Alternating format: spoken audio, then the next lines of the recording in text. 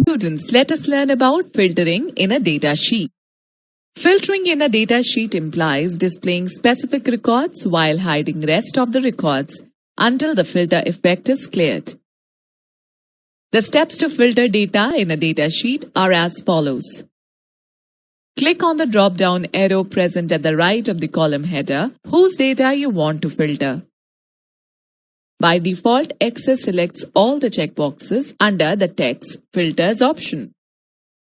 Click on the Select All checkbox.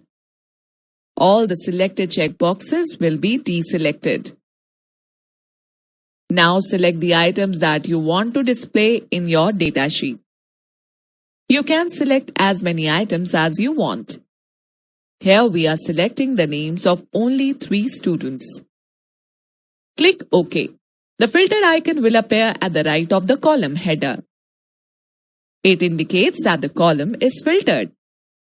If you point at the filter icon, Access shows the filter criteria.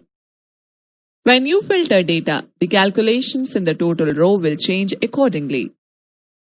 You can remove the filter by clicking on the Toggle Filter button in the Sort and Filter group on the Home tab. You will observe that the data sheet is back to its original form. Students, let us learn about advanced filtering in a data sheet. It is an advanced version of the normal filter. By specifying the customized filter criteria, it further narrows down the display of the records. To apply an advanced filter, click on the drop-down arrow present to the right of the selected column header. Select the Number Filters option.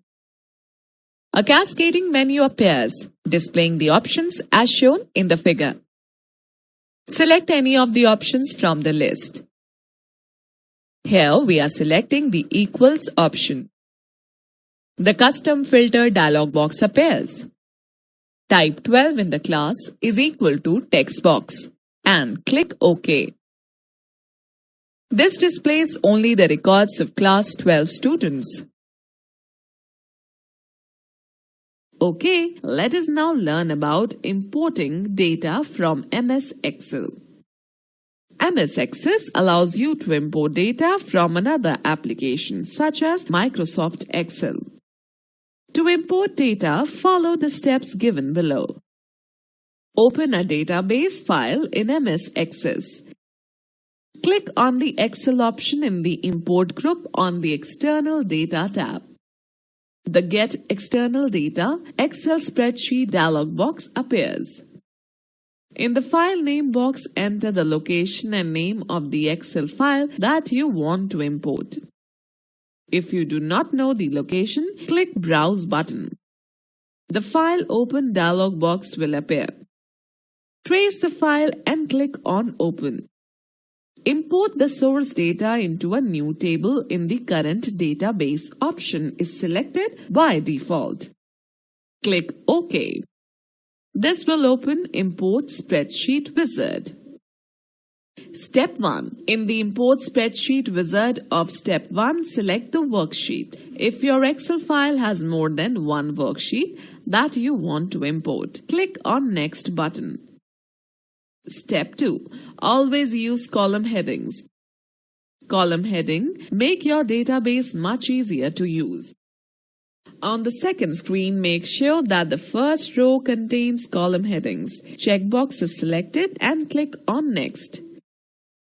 Step 3. In the Import Spreadsheet Wizard, when you select a column, the corresponding information will appear in the Field Options section.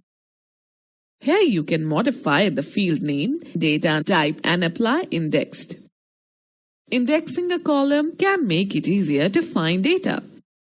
If you want to eliminate a column from the import process, select the Do Not Import Field Skip checkbox. After making changes, click Next.